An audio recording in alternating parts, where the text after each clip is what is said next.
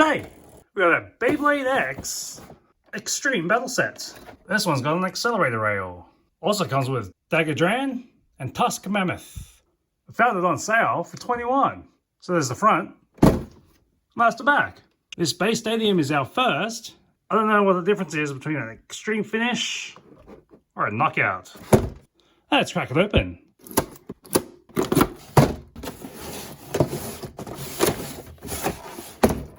That's the whole thing. So we've got the base stadium, the shell thing, I guess is the dome roof. The accelerator rails stuck in there. Maybe I'll just read the instructions. And the instructions have nothing about how to take off this piece of cardboard. Let's try it again. Alright, so we got it all pinned in the back.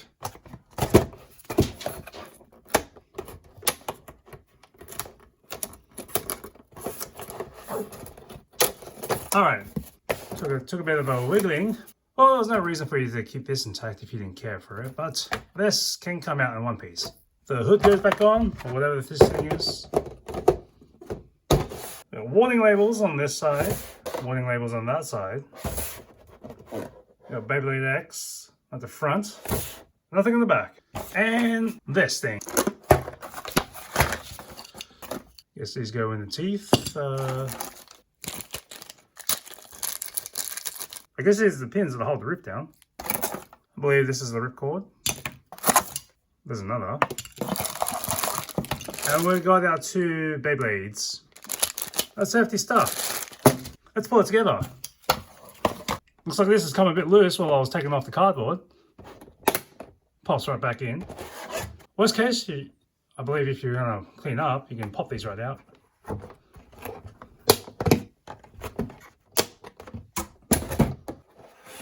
And do with it what you need to. Just put them back in. Make sure they're all down secure. Put the roof back on. Put these clips in.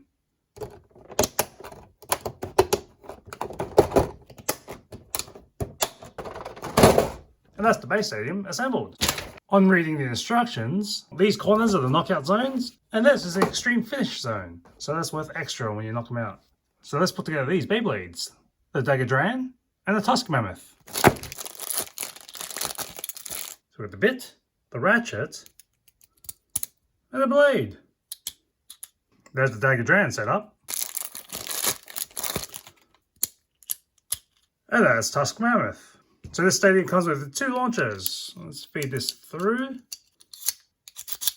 Pin it in, twist, lock, ready to rip. Let's try it out.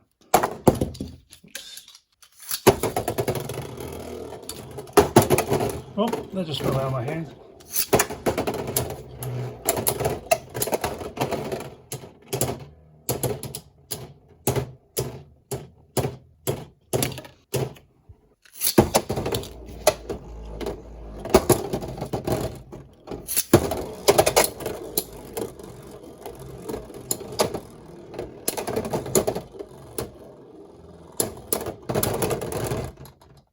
So I don't know who won that one, because it looks like they both collapsed at the same time. But the accelerator rail really did shine off.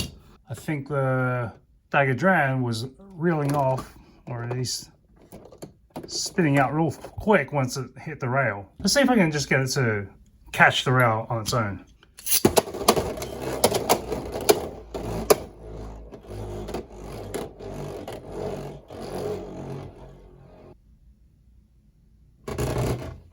There is a lip around here to keep things on the inner circle, but there's a straight up incline to allow them to catch into the accelerator rail. Don't know how well this is going to handle in the long term, but throwing metal against this plastic box sounds like it's going to shred that plastic. So mine lost, because mine fell apart. Something's happening. 3, 2, 1, go.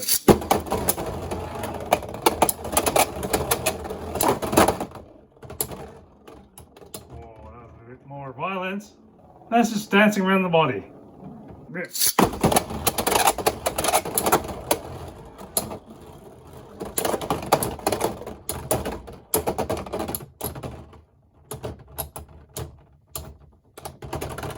rip.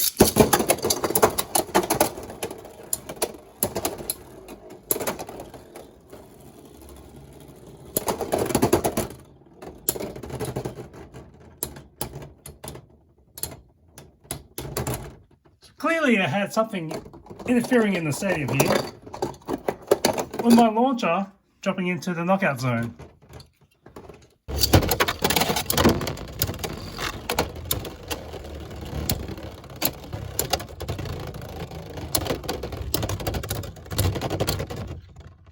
Rip.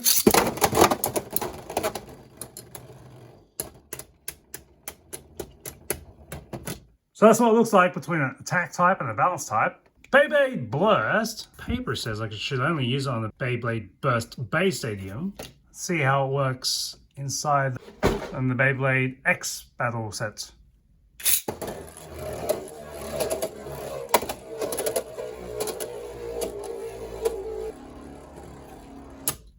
Well, I'm not sure it has the teeth at the right angle for it to catch the rail here. Well, I'll see if I can get it to latch onto the rail.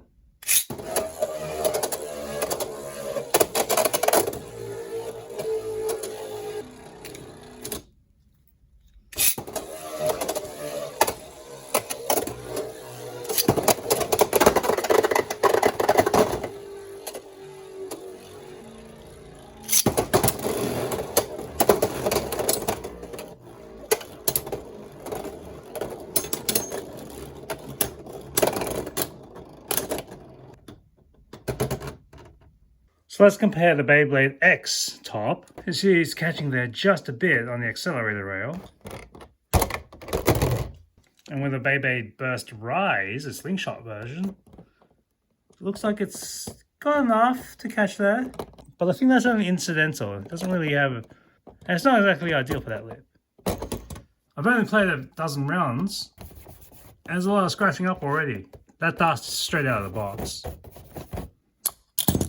But how easy is it to disassemble to put it back in the box? Because you're going to have to reach in to pinch these open. And if your fingers are not long enough, that's going to be quite the task. That peg flew out across the room.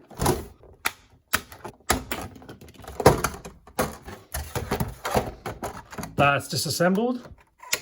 I felt like it was going to snap this off.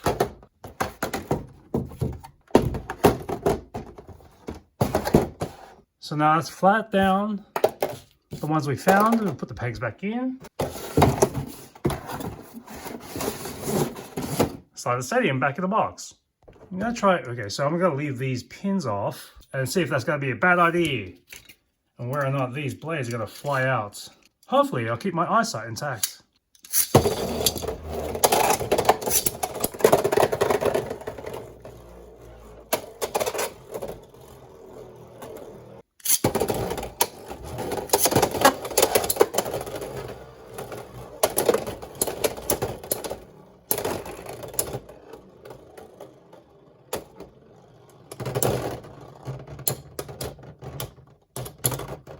If you're playing by yourself because you just have no one to play with, this little notch here seems to be a good enough spot to hold the next one as you launch one, then you can grab the other.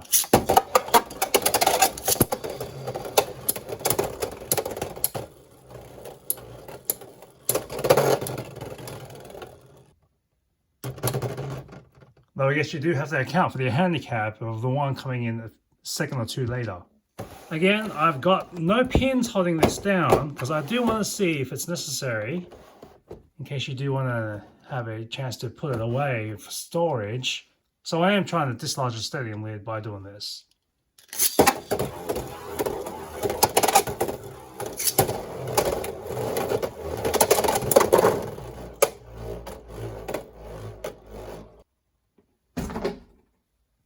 That's going on for a while, but I did catch one into an extreme finish zone and the lid has stayed on. Probably not as intended, but for now I don't think these blades are strong enough to lift the lid off.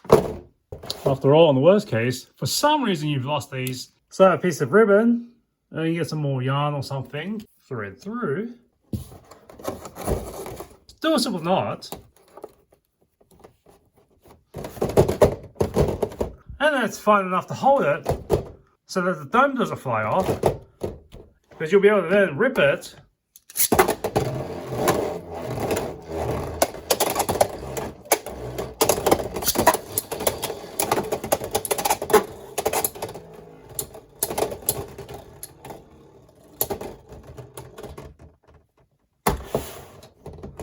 Lid stays on. When you're ready to pack it up, undo the knot, flip it over, and it's travel ready basically.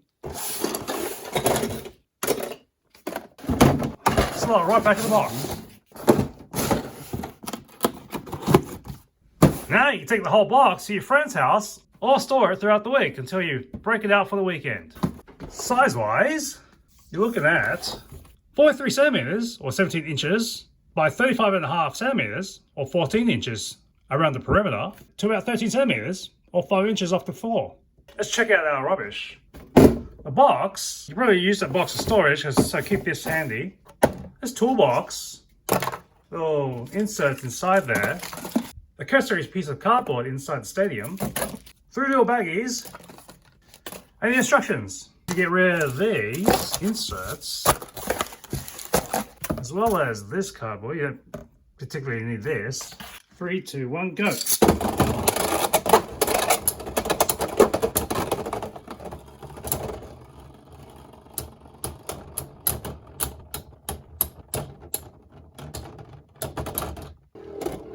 See you next time on Noggin and the Stars.